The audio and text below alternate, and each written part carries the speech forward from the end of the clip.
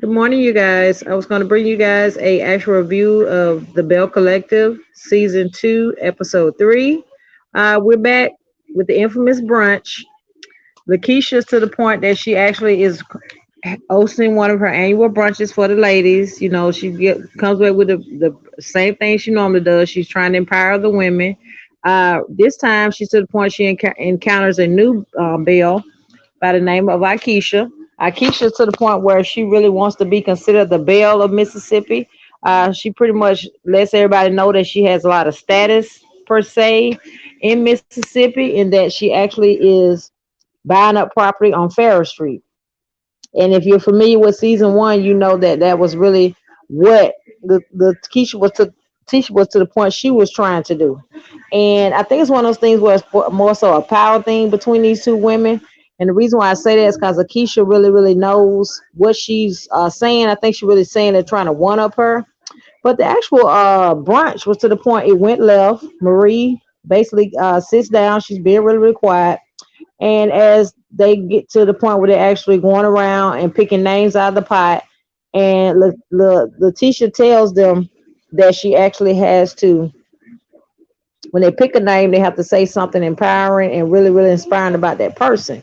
So Marie actually picks up Letitia's actual name, and when she sees the name, you can tell exactly who it was. You didn't really need to know that it actually was her. You can look at the expression on her face, and she basically says she pleads the fifth. So it's to the point where Letitia looks down at her. Next thing you know, Marie leaves. Marie quietly leaves, and she actually gets to the point where we find out she's actually in the restroom. Everybody's to the point they what going on with the conversation. Next thing you know, look,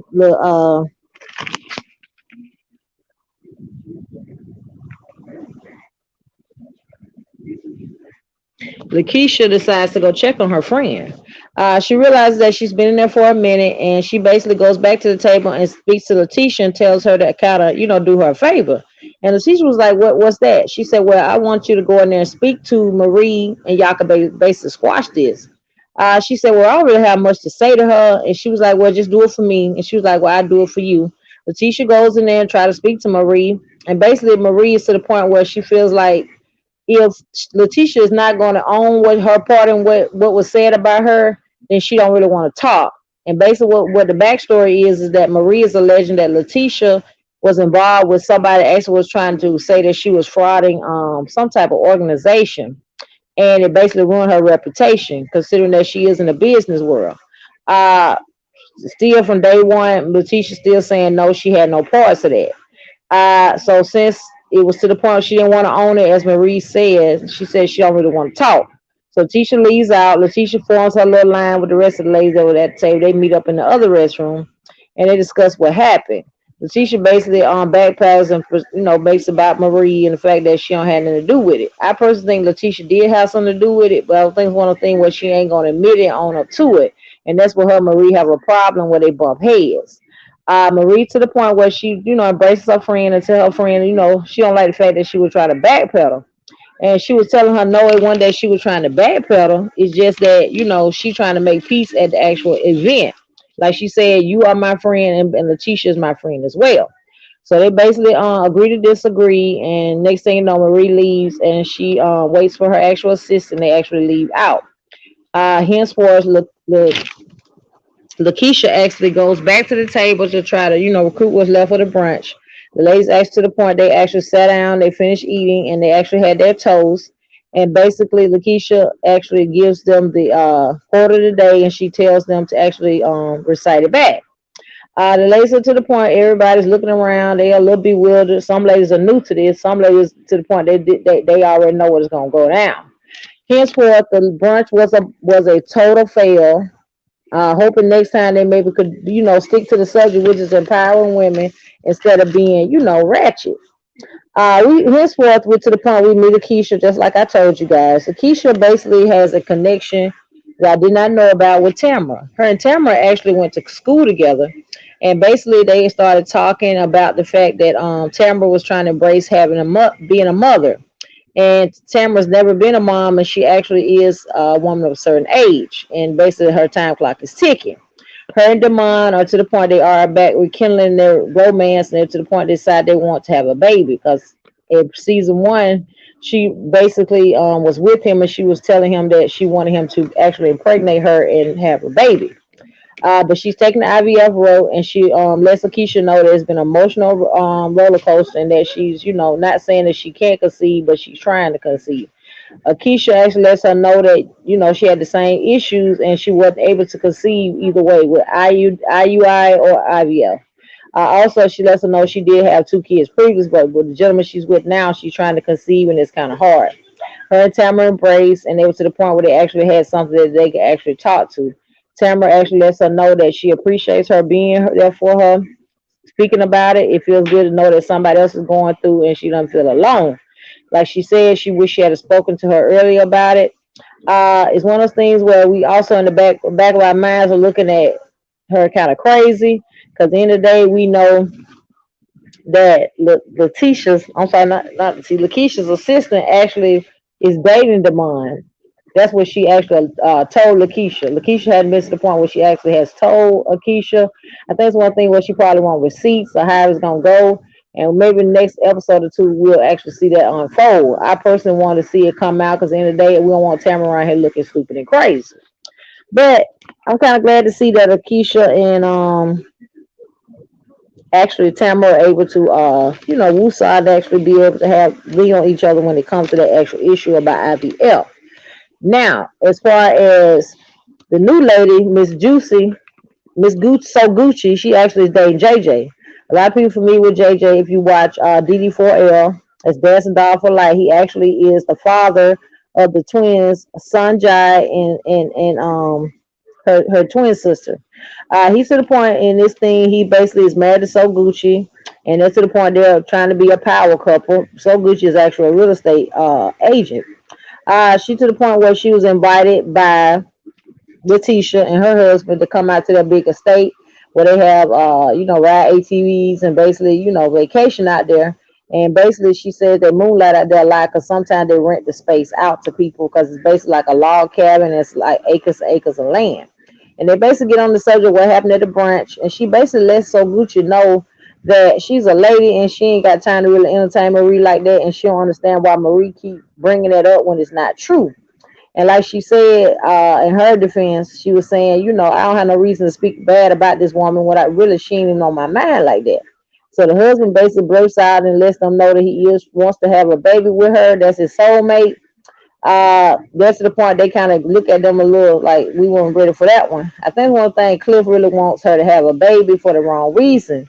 And the reason why I say that he kind of want to, in my mind, feel like he's trying to slow her down because he already expressed that he feel like she work a lot and he feel like a baby it would be time. I'm ready to get him the side eye because in the day Cliff has grown kids. So if you're not familiar with the age difference, he's like I think almost 15 years older than her. So it's one of the things I feel like it's like a control tactic. She also goes over to speak to her mom about it. Her mom basically lets her know that she feels as though the mom feels she see red flags in this man because he basically is kind of like Letitia's dad. Letitia's dad was not a constant in her life, and as a result, she has been scarred. And she said that's part of the reason why she doesn't want to concede because she really has a hard time trusting men to stick around. And she said it's like a domino effect because she feels like the reason why one of her brothers got killed and the reason why one of her other brothers got into a lot of stuff like drugs and stuff like that was because the dad was not there.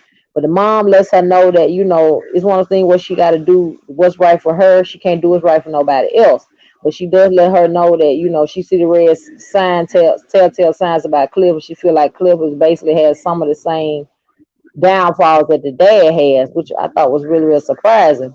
But I've noticed ever since season one, that's all Cliff talk about is a baby. I thought maybe this season they'd be able to compromise. But look like to me, I don't know. I don't think that thing gonna happen. But it's to the point that this season the ladies are still at the same thing. They have not elevated. They always come to the infamous brunch, and all they demons and everything decide to come out. Marie's to the point where she actually has to be strong. Like I told you on the last review, Marie had to actually step in and help her son unexpectedly, co-parent and raise the grandchild. Hence, the child's mom was actually deceased. She was shot. and they had a funeral. You could tell Marie was broken up, and as a result, she said she had a flare up. Marie does have lupus, and she said this particular flare was really extreme, and she said her energy level was on 10%. She said, her house basically has to be, equipped for, wheelchair bound, and in other words, she really can't move around a lot. So thankfully, her assistant does come and check on her. They have a moment where they speak. Marie breaks down, and basically, what the assistant gets from is that, even though your friends are strong, those are the ones you really have to check on. So she, to the point, she gives Marie advice. They start speaking on the fact that the husband was unfaithful, and Marie was basically telling her that the hardest thing for her to do was to walk away from him. He kept saying that, she was never spending time with him, never put him first. She was always working. She said the reason why, in her defense, she was working was trying to create a residual income for the family, something that they could pass down. And henceforth, as a result of her always being a breadwinner, and like she said, she had to take care of a lot of people financially. I guess to the point she was kind of taking care of the husband as well, because he had the audacity to kind of be wanting her to buy him. And the sad part about it, Marie was pretty much, about to be open to doing that.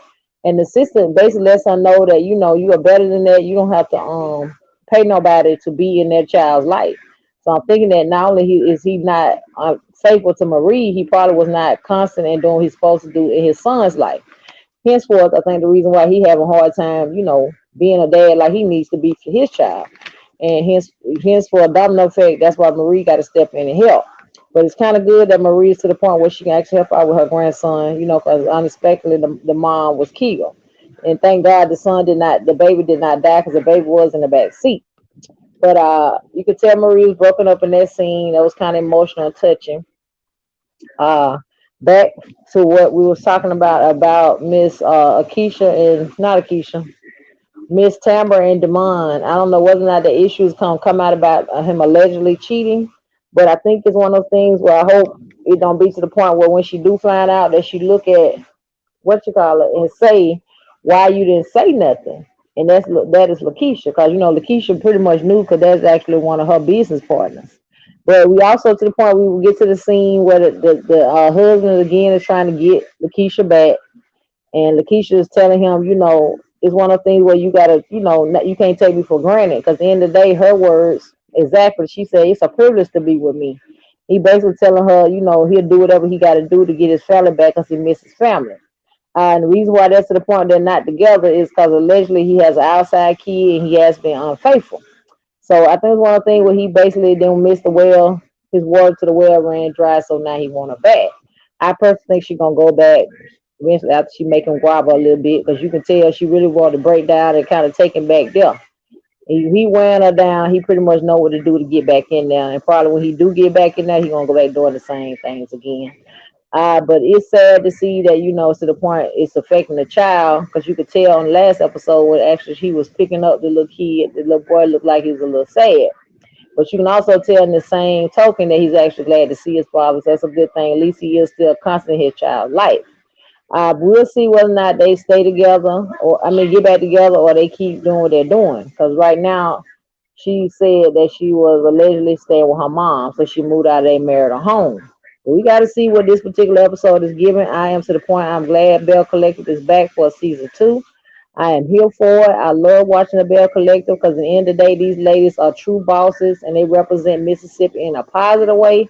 But baby, when they get to that brunch, they do the most, and it is what it is. But yeah, Miss Lakeisha was basically met up with Lakeisha and basically told her that she didn't like what went down in the actual brunch. Because if you're keeping up, this actually will be Akeisha's first brunch with the ladies. But this is the thing they do annually. So basically, she told her to run down. She didn't feel she wasn't feeling it, and in the confessional, Lakeisha basically already had said that she didn't like Akeisha's energy because at the end of the day, she feel like she got to one up everybody. It is what it is, and this and that. I think one of the things was more like a power struggle between these two ladies. They both are bosses in their own right.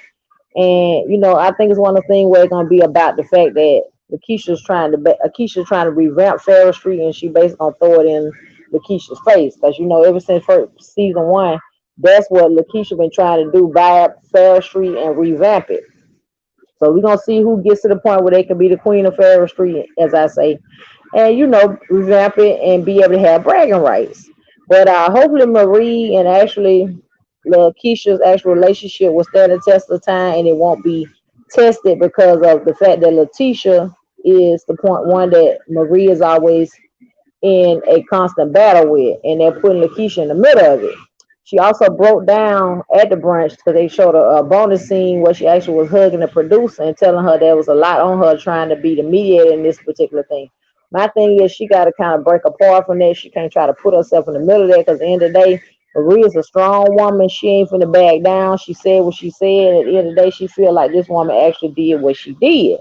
Like she said, Letitia's hands are not clean. At the end of the day, whoever did do it, she was down with it. So at the end of the day, she is just as guilty. But I think Letitia's gonna be to the point she gonna take that one to the grave. As I say, she ain't finna admit that she had nothing to do with it. Me personally, I think she did. I don't think Marie just making that up. It is what it is. But we're gonna see what's going on. And I'm personally to the point I'm ready to see and hopefully that Marie's mom remains sober. Because at the end of the day, that's a lot on Marie as well. Considering that she got a co-parent with the son, she got issues with her husband, she had to let him go, and it is what it is. But Marie is still trying to make boss moves. Like I told you guys, she actually opened up that actual drug rehab center, and I'm hoping that her mom keeps her sobriety and does what she needs to do as far as being sober. 'Cause I think if she go left and relapse, it probably will have a real negative effect on Marie. Considering, like I told you guys, Marie already has lupus, and she, anybody know anybody with lupus, they don't need no extra added stress on them. So hopefully Miss Marie will be able to keep, doing what she do, and most importantly, her health will she can keep it in check. But I personally, up to the point, I am gonna keep giving you guys reviews on the Bell Collective. And me personally, I hope they do come back for season three. But this particular season was giving. It was worth the wait. It is what it is. This particular episode, I enjoyed the fact that all these women, they could agree to disagree, as I say. But the new lady, Miss Oguchi, we got to see what Miss Thing is giving. I think she really gonna be the one to stand out this season. She's a newcomer to the Bell clan, but I think she's gonna be the one to watch. Now Miss Akeisha to the point where she gonna do her thing, but it is one of the things where they ain't really gonna check for her like that because she do a lot of bragging. I personally want to see more of her husband and see what his input is and how they relate as a couple. But I was kind of in the giving Mr. JJ the side eye, but I'm kind of glad they did put him on the cast because Mr. JJ, he is good for TV. He does what he does, and he is what it is. So I'm to the point I'm waiting to see what everybody gonna do. Hope they can get together and actually, one day have the women's empowerment brunch and actually empower each other, and don't be to the point Marie always, running off. But we're gonna see what next episode is giving. Like I told you guys, I will be back to give you guys a review. Hope you guys are enjoying the actual reviews that I'm actually doing on the channel. Normally I do reactions, but I'm gonna lean toward more of the reviews this for a while because it seems like you guys are kind of gravitating to it, and I'm hoping that you guys are liking it. And if you see this video, please give your girl a thumbs up, and most importantly, leave me a comment. Let me know you were here, and I'll see you guys on the next one. Bye. How you doing? How you doing? How you doing?